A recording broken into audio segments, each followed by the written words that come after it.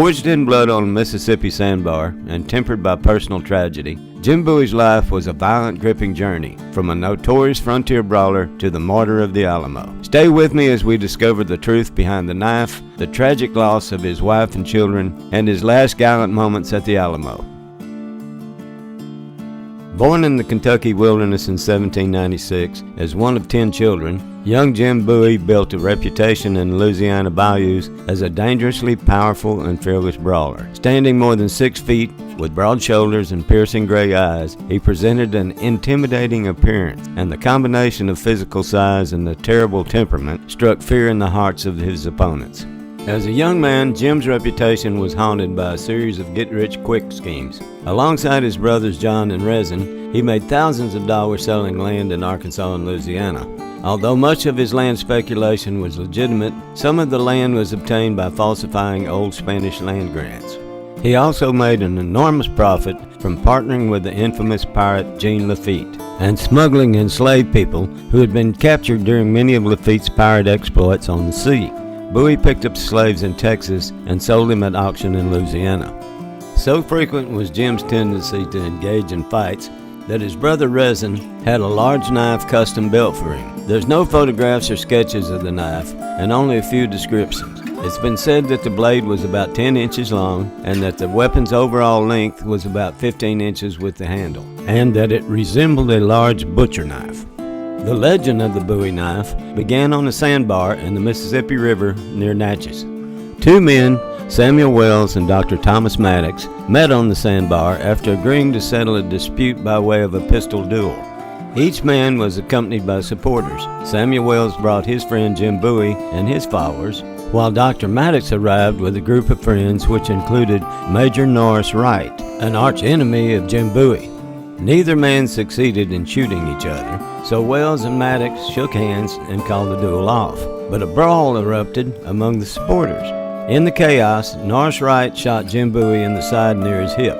While Jim Bowie was down on the ground, someone struck him on the head with the butt of a pistol hard enough to break the weapon. Jim was then stabbed in the chest by a cane sword, which pierced his lung. With the sword still in his chest, Bowie fought off the other assailants. He drew his knife and stabbed Norris right through the heart, killing him instantly.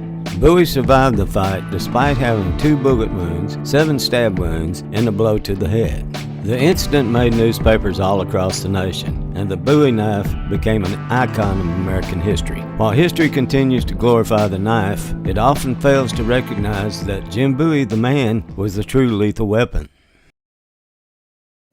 In 1819, James set his sights on Spanish Texas and joined the first James Long expedition, but returned to Louisiana after the expedition failed. Escaping legal problems, he returned to Texas in 1828, then a province of Mexico. He adapted to the culture quickly and converted to Catholicism, officially becoming a Mexican citizen in October 1830. His baptism was likely sponsored by Juan Martin de Veramendi, vice governor of Coahuila y Tejas. He married Veramendi's daughter, Ursula, on April 25, 1831, a connection that gave him great influence and privilege in Mexican Texas. After their marriage, the couple lived in Veramendi Palace with their parents. Always seeking his fortune, Jim and his brother Resin left San Antonio accompanied by 7 men, 1 Mexican servant and 1 black servant, in search of the lost San Saba silver mine. Within 3 weeks, the group encountered approximately 164 Native American warriors.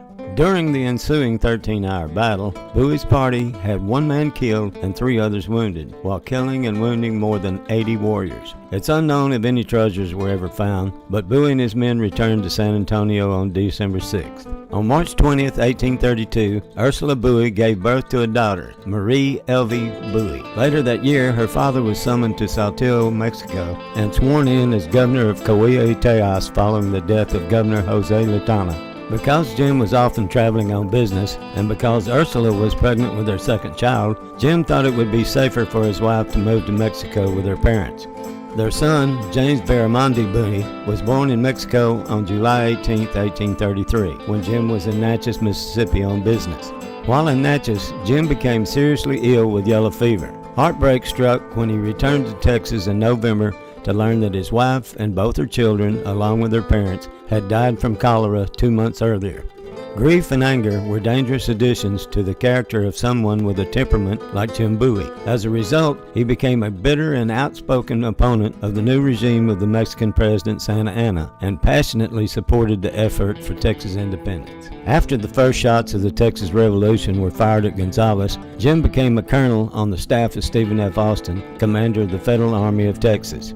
Working alongside Colonel James Fannin, he led a force of Texians to victory in the Battle of Concepcion, and later he led 140 men to victory in a battle known as the Grass Fight. Afterwards, he left the Army for a short period due to illness. He returned to the Texas Army in January 1836 under the command of General Sam Houston, and on January 19th, he was sent to San Antonio with a group of volunteers carrying orders to destroy the Alamo fortification.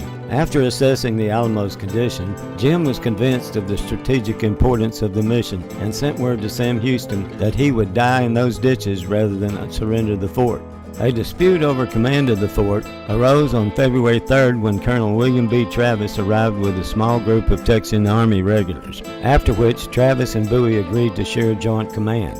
At about 1 p.m. on February 23, 1836, Texian scouts spotted Mexican cavalrymen approaching San Antonio, and within hours General Santa Anna arrived with the first wave of Mexican troops. Caught by surprise, the Texian soldiers and a few residents scrambled behind the walls of the Alamo compound. Santa Anna ordered the blood-red flag of no quarter to be hoisted in the tower of the San Fernando Church and sent a messenger to the Alamo demanding surrender. The Texans responded to the demand by firing a round from their largest cannon, and the Battle of the Alamo had begun. On the second day of the siege, Jim Bowie felt deathly ill from either typhoid or advanced tuberculosis, which in those days was called consumption. He couldn't walk or stand and was confined to a cot in the barracks for the entire siege. Despite his condition, he was determined to fight to the end. During the siege, Jim was tended to by Juana Navarro Osbury and Gertrudis Navarro, first cousins and adopted sisters of Jim's deceased wife Ursula.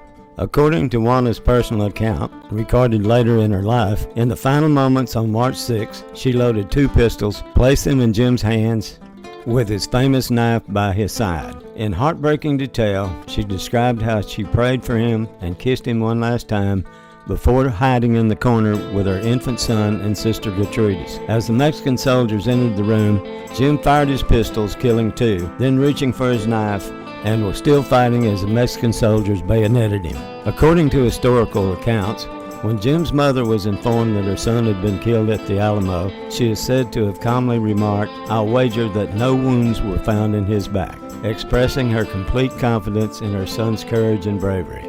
The conflicted life of Jim Bowie was one of both triumph and tragedy. He transformed from unscrupulous schemes and associations with a pirate in Louisiana to the life of an esteemed and well-respected citizen in Mexican Texas, only to it to end with the tragic loss of his wife and children. His unyielding courage during this imminent loss of his own life is a testimony to the true spirit of Texas. If you like this story, hit the like sign and leave me a comment. If you subscribe to my channel, you'll know every time a new exciting story is posted. I'm glad you stopped by, and as always, God bless Texas.